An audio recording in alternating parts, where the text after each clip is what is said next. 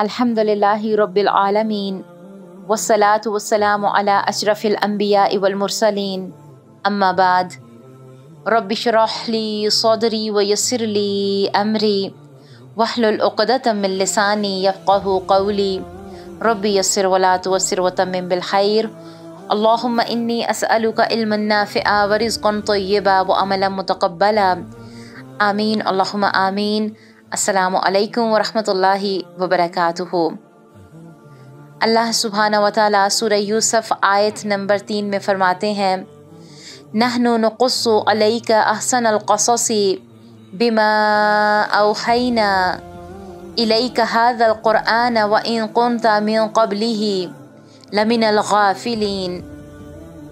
हम आपके सामने बेहतरीन वाक़यात बयान कर रहे हैं इस वजह से कि हमने आपकी जानिब यह क़ुरआन वही के ज़रिए नाजिल किया और यकीनन आप इससे पहले बेखबरों में से थे।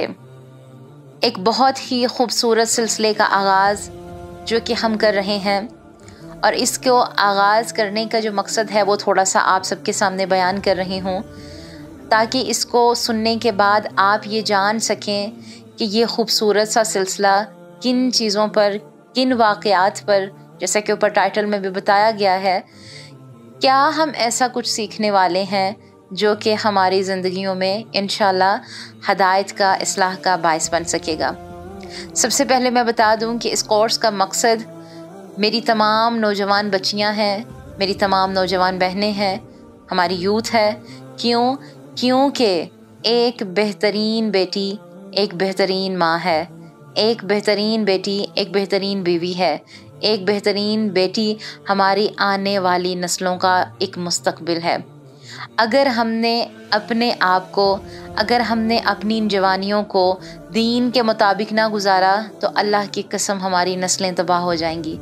हमने कुरान और सुन्नत के साथ जुड़ना है और वो तमाम तर सवाल क्यों आज हमारी नौजवान नस्लों के दरमियान, उनके जहनों में, उनके दिलों में इतने सवाल पैदा होते हैं, क्योंकि ये दीन की दूरी की वजह है। हमने दीन को उस तरह से समझा ही नहीं जो समझने का हक था और कुरान में हम ये पढ़ेंगे इंशाअल्लाह। अभी हम इस सिलसिले के मकासद पे बात कर रहे हैं कि हम इससे क्या सीखने वाले हैं।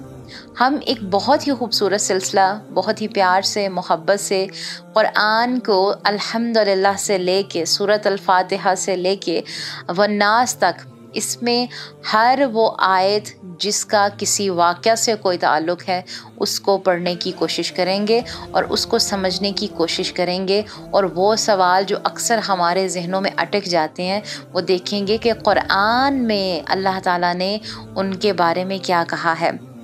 कुरान करीम का एक बड़ा हिस्सा वाक़यात पे मुश्तमिल है, स्टोरीज़ पे मुश्तमिल है, जो कि ट्रू स्टोरीज़ हैं, जो कि कोई किस्से कहानियाँ आम नहीं हैं, बल्कि ये हमारे उम्मत मुस्लिमा की हिस्ट्री है। इन किस्सों में अल्लाह ताला ने हमें माजी के मुसलमानों के हाल भी बताए, माजी के मुनाफिकीन के हाल भी बताए, माजी के मुत्तकी लोगों के हाल भी बताए, माजी के फासिक लोगों के हाल भी बताए, माजी के गुमराह लोगों के हाल भी बताए और माजी के उन लोगों के हाल भी बताए जो कि अल्लाह ताला के अहकामात को क्या करते थे, पसे पुश डाल देते थे।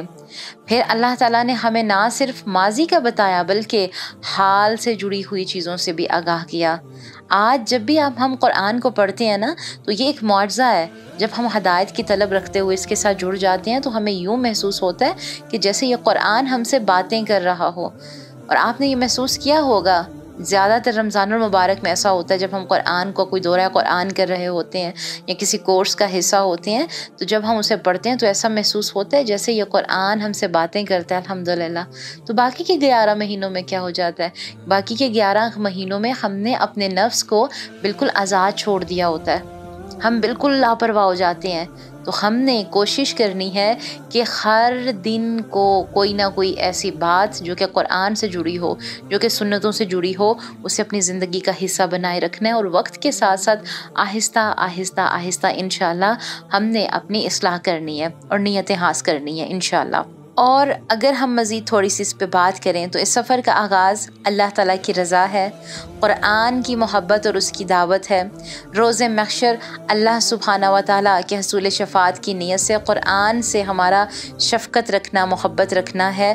اور قرآنی واقعات کو اگر ہم بات کریں تو احادیث کی روشنی کے اندر قرآنی واقعات کو بہت مختصر لیکن نہایت آسان انداز میں، آسان الفاظ میں اور عام فہم میں ہم اس کو بیان کرنے کی کوشش کریں گے تاکہ اسے سمجھنے میں آسانی ہو سکے اور ہم زیادہ سے زیادہ اس سے فائدہ اٹھا سکیں۔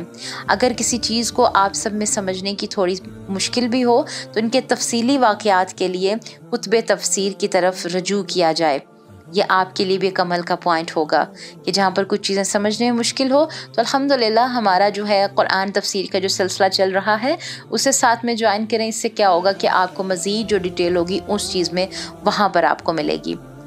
اس سب کچھ کے باوجود جو ہے ایک چھوٹی سی بات جو میں یہاں پر عرض کرنا چاہوں گی آپ سب سے کہ میں خود کوئی اتنی بڑی نہ معلمہ ہوں، نہ میں خود کے اوپر کوئی ایسا ٹیگ لگوانا چاہتی ہوں۔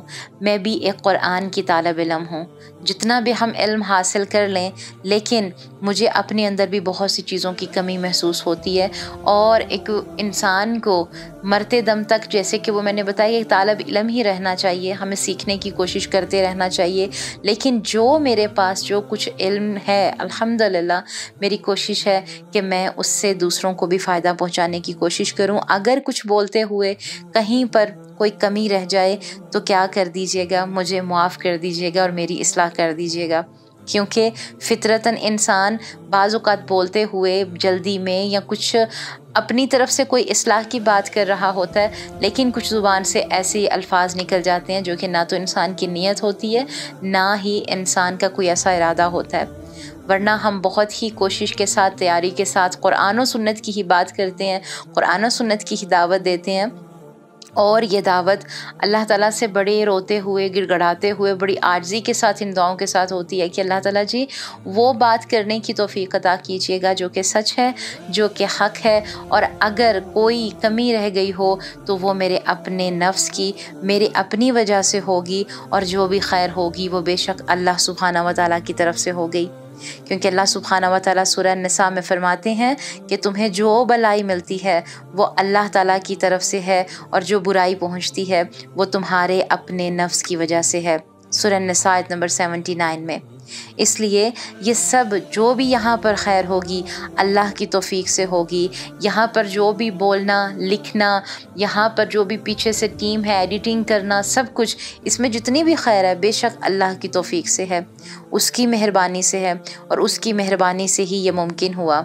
اللہ سبحانہ و تعالیٰ سے دعا ہے کہ اللہ سبحانہ و تعالیٰ ہمیں حق بات کہنے کی، سچ بات کہنے کی توفیق عطا فرمائے۔ تو آپ سب تمام میرے پیارے پیارے سسٹرز سے ریکویسٹ کی جاتی ہے کہ آپ اس سفر میں اگر کسی اور بہنوں کو بھی جوڑنا چاہیں تو ضرور جوڑیں۔ کیونکہ یہ بہت ہی خوبصورت سلسلہ ہے جو کہ سورۃ الفاتحہ کی آیات سے شروع ہوگا۔ آغاز کی آیت میں ہم تھوڑا سا سورت کی فضیلت پہ بات کیا کریں گے، پھر اس آیت ہر اس آیت پہ ہم لوگ جو بھی واقعہ وہاں سے قرآن و سنت سے ثابت ہے انشاءاللہ اس کی روشنی میں اسی طرح ہم اپنے پورے قرآن کو مکمل کریں گے۔ بہت ہی خوبصورت سفر ہے، اور اللہ تعالیٰ سے دعا کرتے ہیں کہ ہمیں اس سفر میں ثابت قدمی عطا فرمائے، ہمارے وقت میں، ہماری عمروں میں برکت عطا فرمائے۔ اپنا بہت خیال رکھیے گا۔ انشاءاللہ اپنے کل کے پہلے ہم لیکچر میں ملیں گے، پہلے سم سیشن میں انشاءاللہ ملاقات ہوگی آپ سب سے۔ آپ سب کے لیے بہت سا پیار، بہت سی دعائیں۔ اللہ سبحانہ و تعالیٰ ہم سب کو وہ امت بنائے جو کہ اللہ تعالیٰ کے خاص چنے ہوئے لوگ ہوں، جو کہ اللہ سبحانہ و تعالیٰ کے گنے ہوئے لوگ وہ ہوں جو کہ اللہ تعالیٰ کی حق اور سچ والی جماعت ہے۔